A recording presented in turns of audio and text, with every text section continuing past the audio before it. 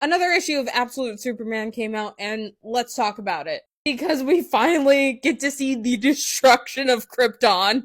And I do really like this because it parallels Laura and Jor-El trying to save as many people as they can from the destruction, with Superman hunting down Christopher Smith, aka Peacemaker.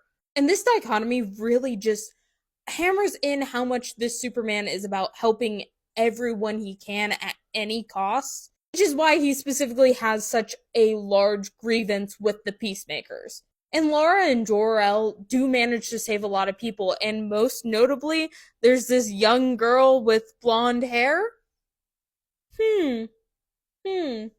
Wonder who that is. I swear, anytime I see a blonde in this, I'm just gonna think it's Kara, let's be honest here. But unfortunately, we all do know how Superman's story ends, with him being the last beacon of Krypton, as seemingly he is left alone with no one else surviving the initial crash and the destruction, um, and he's on his way to Earth. Although it does seem like more of an assumption on his end that he's the last Kryptonian, we don't necessarily see the rest of them get blown up.